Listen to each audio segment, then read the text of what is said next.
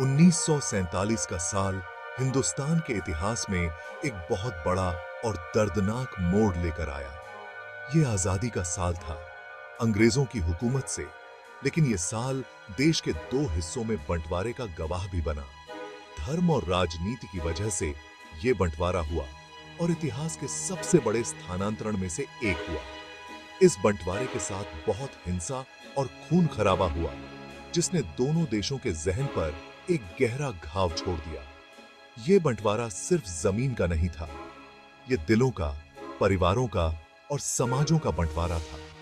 इसने एक साथ और आजाद हिंदुस्तान के सपनों को चकनाचूर कर दिया और उनकी जगह हिंसा, विस्थापन और नुकसान के बुरे सपने ला दिए।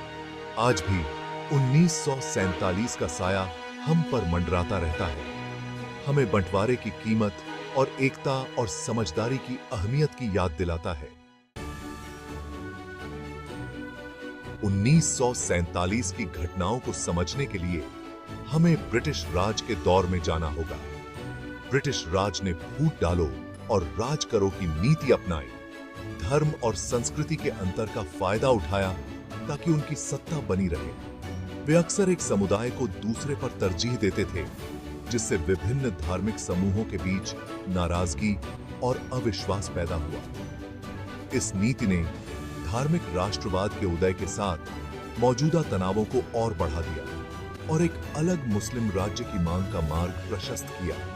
इन अशांत वर्षों के दौरान विभाजन के बीज बोए गए, जिससे 1947 में होने वाली घटनाओं का मंच तैयार हुआ। जैसे जैसे आजादी की लड़ाई आगे बढ़ी, मोहम्मद अली जिन्ना के नेतृत्व में मुस्लिम लीग भारत में मुस्लिम राष्ट्रवाद की प्रमुख आवाज के रूप में उभरी। जिन्ना, जो शुरू में हिंदू मुस्लिम एकता के पक्षधर थे, धीरे धीरे यह मानने लगे कि मुसलमानों के हितों की रक्षा एक अलग मुस्लिम राज्य में ही हो सकती है। उनका तर्क था कि मुसलमान अपनी अलग संस्कृति और पहचान के साथ एक अलग राष्ट्र के रूप में एक स्वतंत्र भारत में हिंदू बहुसंख्यकों के साथ सह अस्तित्व में नहीं रह सकते। मुस्लिम लीग की एक अलग मुस्लिम राज्य की मांग, दो राष्ट्र सिद्धांत पर आधारित, ने मुस्लिम आबादी के बीच काफी समर्थन प्राप्त किया, जिससे सांप्रदायिक विभाजन और गहरा गया। यह मांग अंततः विभाजन योजना की आधारशिला बन गई। जिन्ना ने पाकिस्तान की कल्पना भारत के मुसलमानों के लिए एक वतन के रूप में की थी, एक ऐसी जगह जहां वे अपने कानूनों और परंपराओं के अनुसार हिंदू प्रभुत्व के कथित खतरे से मुक्त होकर रह सके।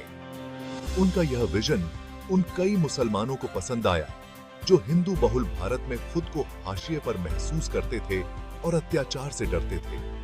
पाकिस्तान की मांग पूरे भारत में मुसलमानों के लिए एक नारा बन गई, जिसने अलगाववाद की आग को हवा दी।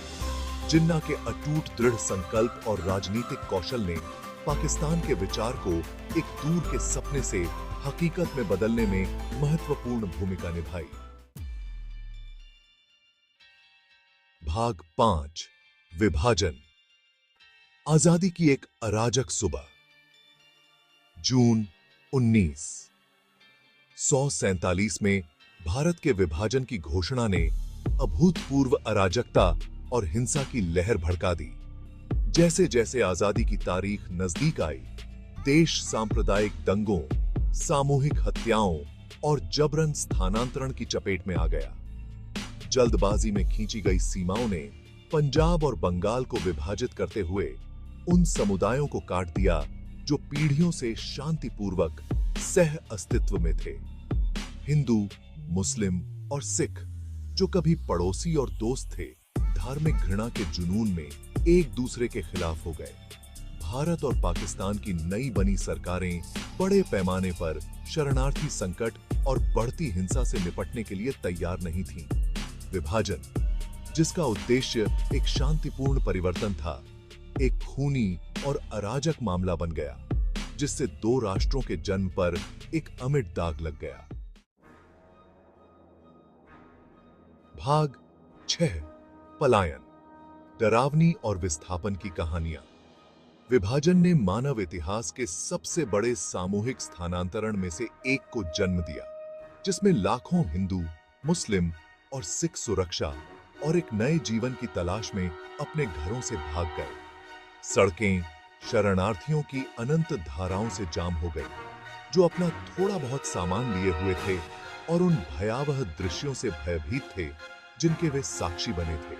परिवार बिखर गए, घरों और व्यवसायों को लूटा गया और जला दिया गया, और अनगिनत लोग अराजकता में मारे गए। महिलाओं को अकथनीय अत्याचारों का शिकार होना पड़ा और बच्चे अनाथ हो गए और खुद का ख्याल खुद रखने के लिए छोड़ दिए गए। विभाजन से बचे लोगों की कहानियां अदम्य मानवीय भावना का प्रमाण है, लेकिन साथ ही घृणा और विभाजन के क्रूर परिणामों की भयावह याद दिलाती हैं। भाग 7, विभाजन के निशान। 1947 की स्थायी विरासत। भारत के विभाजन ने भारतीय उपमहाद्वीप पर एक स्थायी विरासत छोड़ी।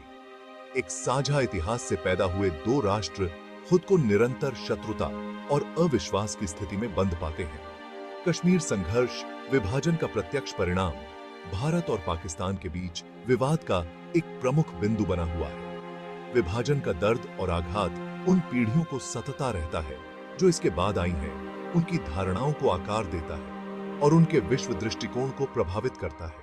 1947 की घटनाएं शांति की नाजुकता और सांप्रदायिक हिंसा के विनाशकारी परिणामों की कठोर याद दिलाती हैं।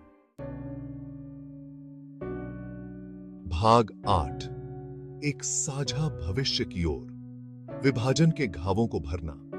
हालांकि विभाजन के निशान गहरे हैं, भारत और पाकिस्तान दोनों के लिए यह जरूरी है कि वे अतीत की कड़वाहट से आगे बढ़ें और शांति और सहयोग के भविष्य के लिए प्रयास करें। इतिहास के घावों को भरने के लिए विभाजन के कारण हुए दर्द और पीड़ा को स्वीकार करना महत्वपूर्ण है। विभाजन की विरासत को दूर करने के लिए समुदायों में संवाद, समझ और सहानुभूति को बढ़ावा देना आवश्यक है। यह समय है कि दोनों राष्ट्र अपने साझा इतिहास को अपनाएं, अपनी सांस्कृतिक विविधता का जश्न मनाएं और एक ऐसे भविष्य की दिशा में मिलकर काम करें जहां 1947 की भयावहता को कभी दोहराया न जाए। तभी आजादी और स्वतंत्रता का असली अर्थ साकार हो सकता है।